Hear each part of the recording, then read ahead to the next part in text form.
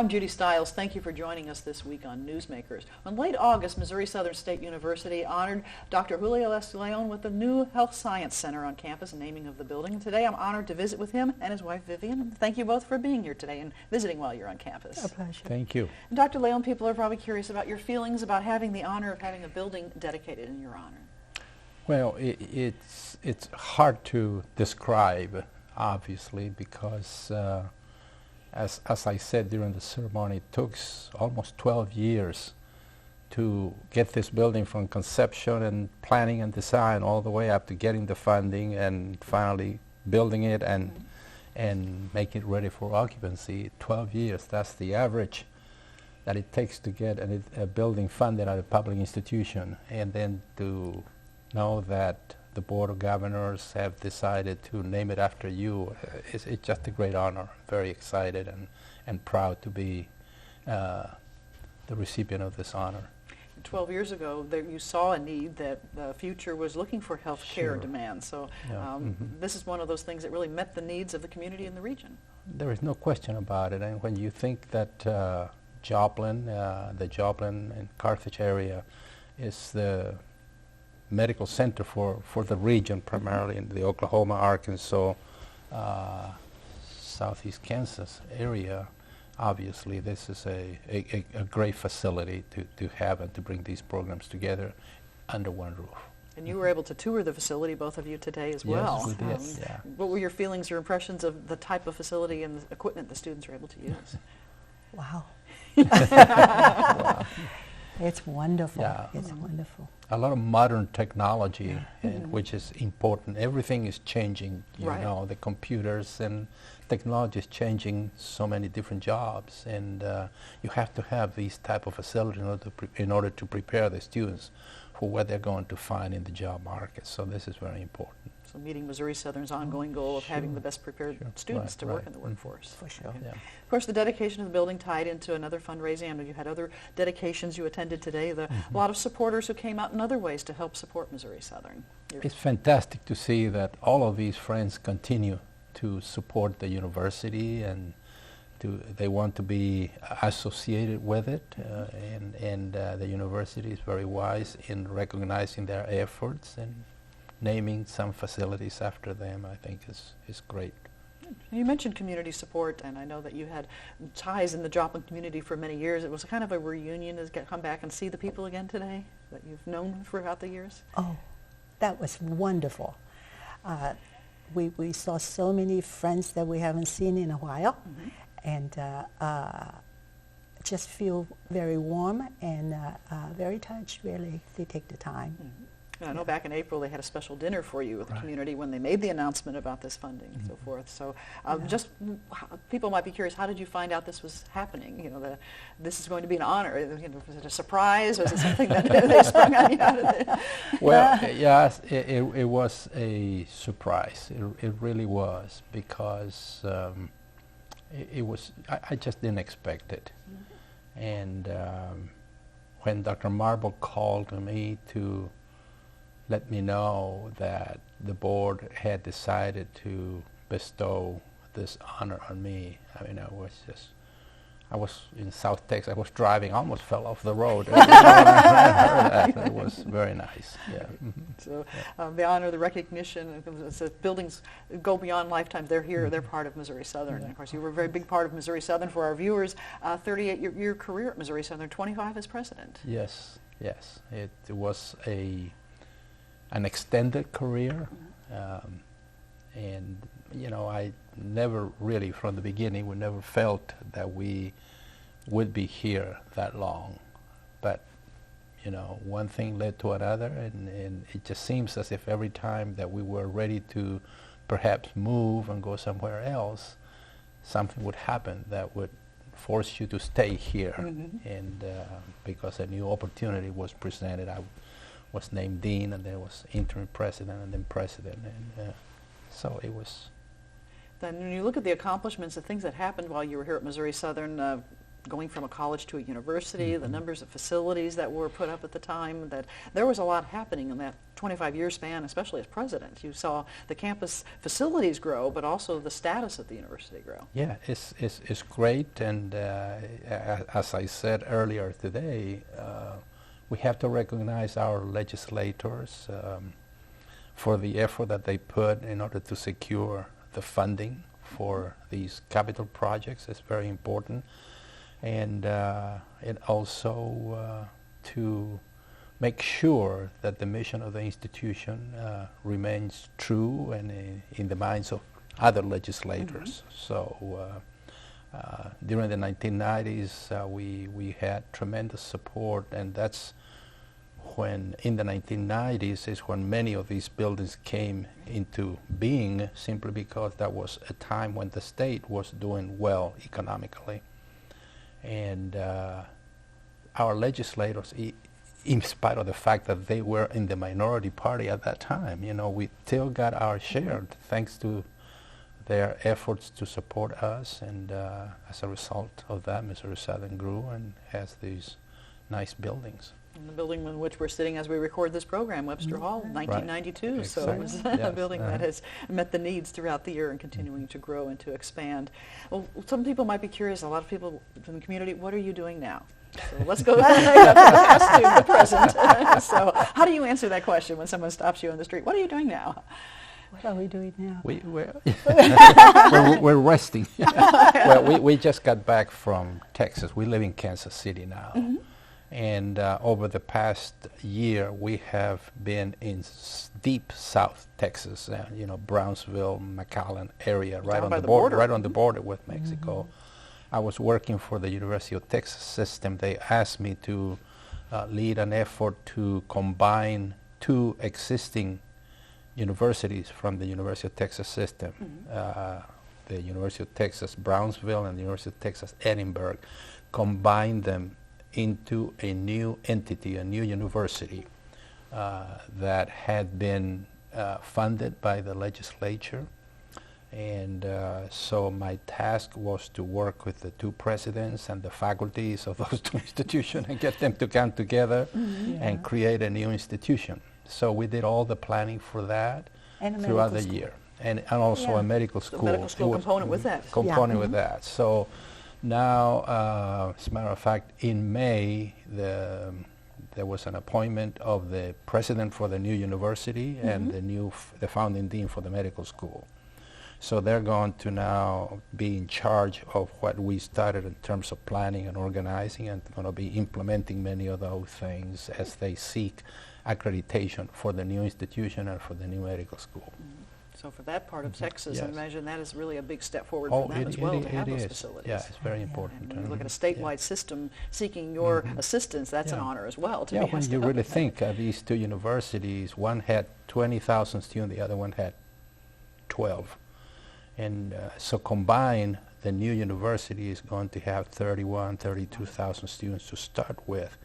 And in spite of the fact that these two institutions have already a combined budget of about $600 million, the system is adding $300 million on top of that for new facilities and the new medical school and things like that. So it's going to be an impressive facility with all the modern technologies and the new approaches. So it was very exciting to be a part of that, but also very tiring. A lot of meetings, well, not only meetings, but you know, when you have two institutions, even though they are fairly close, you know, they just want to stay pretty much the way they were before. It's hard. They didn't change resistance. Exactly. It is hard to them to forget, take this hat and put a new one and look at things in a different way. But nonetheless, we accomplished a lot. And I think that the new president is going to be able to carry on from there. Great. But now it's time to rest for a while. So time to say we've accomplished that. Then we'll see what happens. We retire again. Right. Well, that's great. And I know, Mrs. Leon, you have been in love and involved in the arts throughout the years. A lot of people are probably curious as far as, you know, your continuing involvement or love for the arts. Oh, I continue to do that. I think any place I go, I sort out the arts, and I want to know what's going on in the region and maybe stick my nose into it and help out and get involved. And I've continued to do that, and it has been very exciting for me. So you still have that passion that arts are an important part of our lives. Oh yes, Sure. yes, for sure. All right. Well, and when you left the Joplin region, you left a legacy as well with the funding to help with the arts in this region. Well, it is wonderful because, you know, I see the children nowadays with the budget cuts and all. It's hard for them to get what the art has to offer fully, and I hope that there will be more funding for across the board for children in the arts. So start them young, that love for the arts Sure. that we've talked about for many Right. years. Right. Well, I know years ago when you had the international piano competition here, we covered those as part of the station. Oh, People might yeah. be curious, do you still keep in touch with some of those competitors, the people who won the competition in the arts? Yes, I do. Yes, I do. As a matter of fact, I do with them, and also some of them, I would say, and some of the judges also. And it has been such a fantastic experience for myself because I got to meet people that I wouldn't otherwise ever have the opportunity to meet. So, yes, we keep in touch. Right. And I imagine that, you know, just like we have students that go through the university, you see them as freshmen and succeed when they graduate. Do you see some of those people who were in the competitions as youngsters and now they're having successful careers or they're teaching, those types Oh, that's for sure. That's for sure. And they are, quite a few of them are now internationally very well known, travel all over the world to perform.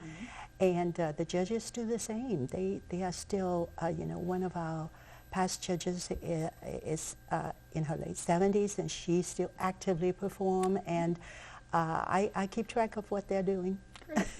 Well, you mentioned international. I know Dr. Leon, the International Mission of Missouri Southern, instrumental in getting that started, looking at Missouri Southern's role internationally and that mission continuing to be a goal of the university. Share some thoughts about that.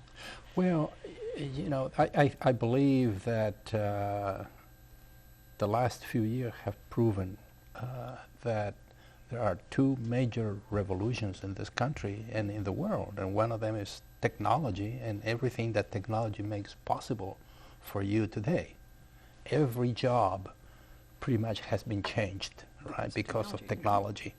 And so universities and colleges cannot afford to continue to teach in the same way and the same old program that we did in the 20th century, because the jobs of the 21st century have been affected and tremendously changed by technology. So you have to adapt and offer that technology, make it available to your students so that they'll be competitive. That's one of them. The other one is the fact that we have become more international or globally affected. We know that if there is a sneeze in China, it's going to affect us. Somehow, Because of communication, we know about it instantly. Exactly. That's right. The technology again. So people, for instance, if you are unhappy about something and you tweet, right?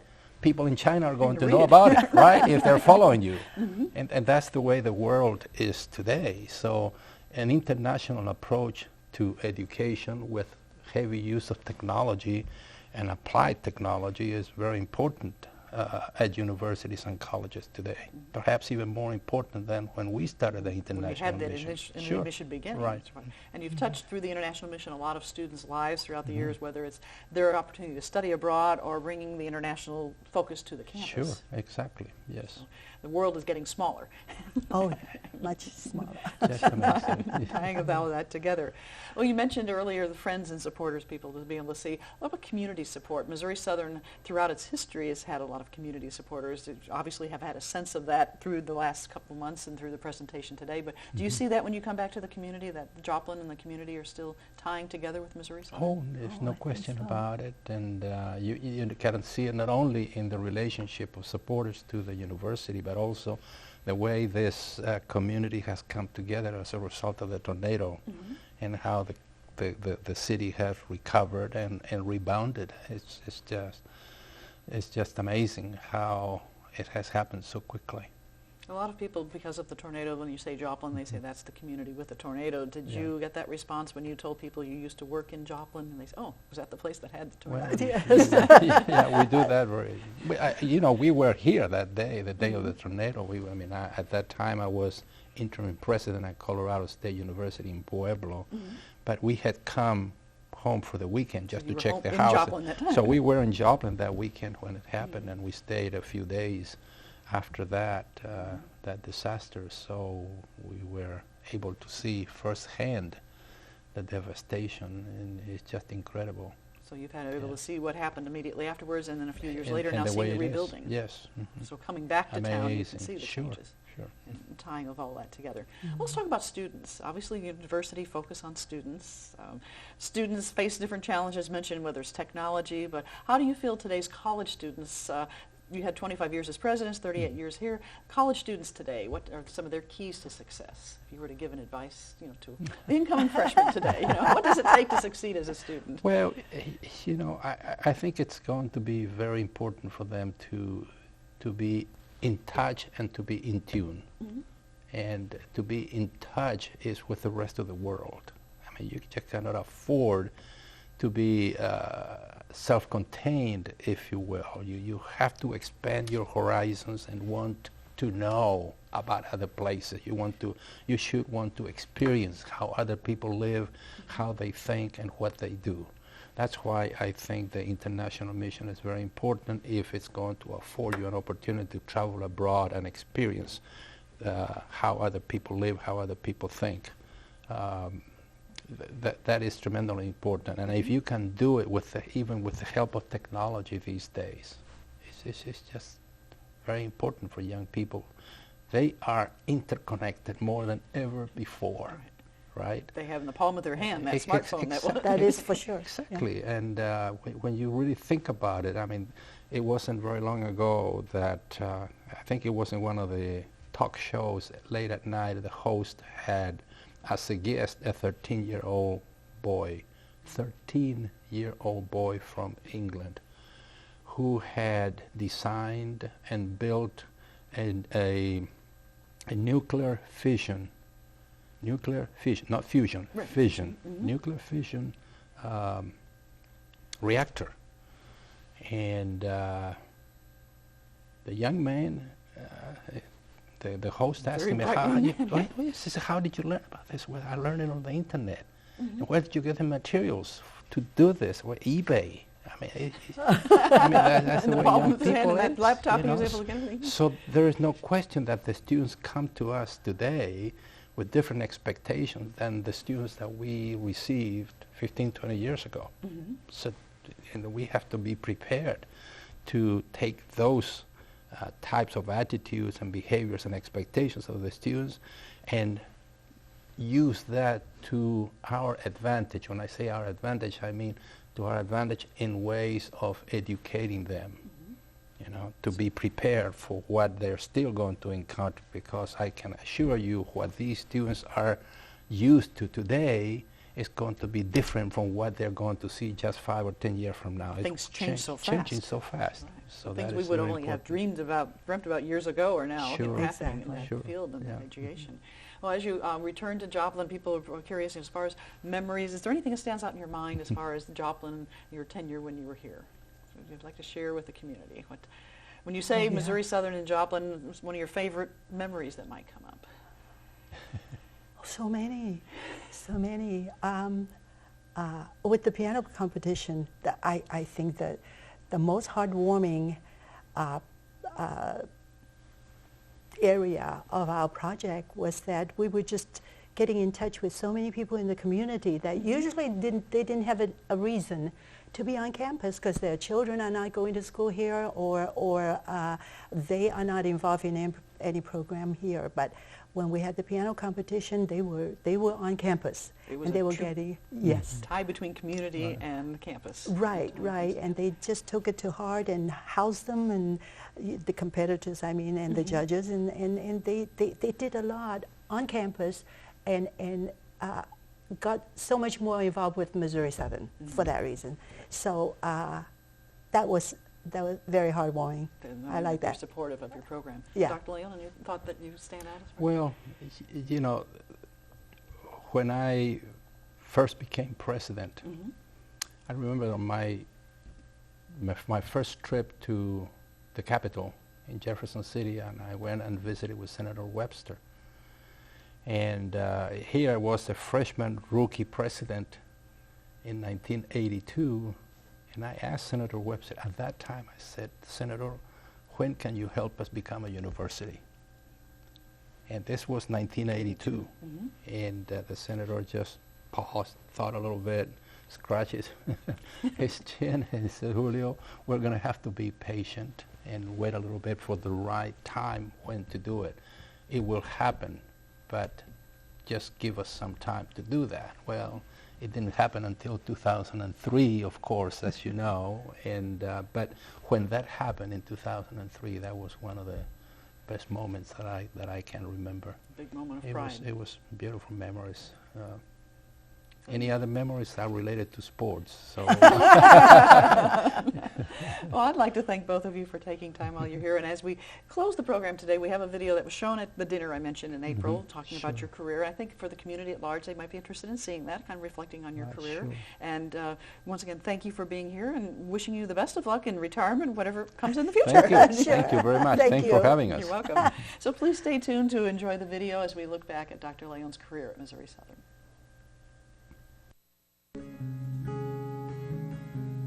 Dr. Leon was president of Missouri Southern State University when I was hired 30 years ago.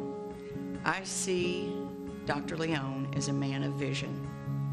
Being here so long and working with him, he was able to see things before the rest of us were able to see them. Equitable funding was probably the thing that he was up there year after year after year on. He would bring out his graphs and charts, and he would show the budget committees and the appropriation committees in every way fashionable that Missouri Southern was the bottom of the totem pole and needed additional funding.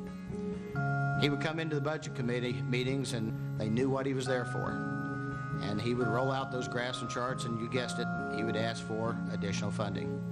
Dr. Leon always had a clear and defined vision for Missouri Southern, and he tried to keep the university ahead of the trends in higher education. And one of the early initiatives that I remember was when he implemented a comprehensive distance learning program that provided online and interactive television courses all across the state and then was marketed across the nation. Some of us were wondering what he was doing, but he was so right. He implemented online teaching, and we were one of the first schools in the state to start an online program, and it has continued to grow. I think Dr. Leon realized before other presidents that his students were going to go out in a global marketplace. He wanted to be able to give them every tool possible so that they could be successful while competing for some of those jobs. I can remember that when he brought up the international mission, people were just like, that'll never happen. That'll never take off. You know, we're here in the middle of the United States. Why would we have an international mission? But, you know, that was the thing to do. It really was. Vivian Leon is one of the most imaginative, creative, culturally attuned, and inspiring women I've ever known. I don't think I've ever known anyone who is as dedicated to excellence and as capable of carrying it out as Vivian Leon. I got to know Vivian when the International Piano Competition began. I was working backstage, and I'm the technical director of the theater, and I was approached to go to a meeting with Mrs. Leon and several other people as she put forth this idea about an international piano competition. As it progressed, I got more and more excited because you couldn't keep from being excited if you were within 10 feet of Mrs. Leon. Her excitement was infective, and it just washed all over you because she so believed with all her heart that the International Piano Competition was something that Missouri Southern State University needed to do. She brought the piano competition from essentially its very beginning to where it became one of the preeminent classical piano competitions internationally in the world. You can't conceive of how much the piano competition was was like inside Mrs. Leon, of how much her life that she put into that. Every one of them was always done with a level of excellence that made you just very proud to be a part of it. It is just, it was one of the greatest experiences I've had was being able to work with her on the piano competition.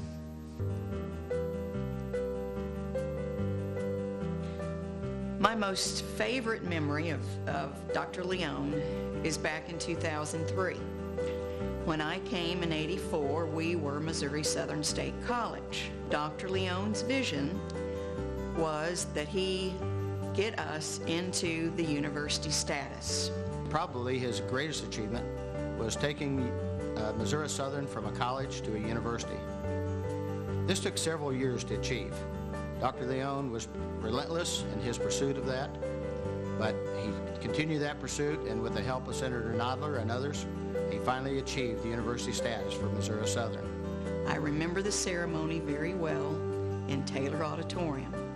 On the stage, Governor Holden and Dr. Leon, among other dignitaries, were there, and they signed the bill into law, where that we were now Missouri Southern State University. I waited for Dr. Leon in the foyer to come from the stage after the ceremony so that I can congratulate him. When he made his way back through the audience, I never have seen Dr. Leon have a bigger smile on his face or look happier than he did at that moment. I shook his hand and I congratulated him, and he said, "We did it." And that's a memory I'll never forget. That was a big day in the life of Missouri Southern. We're now Missouri Southern State University. I always knew that Dr. Leon cared for Missouri Southern immensely because he started many of his presentations with, "Let me tell you about my university."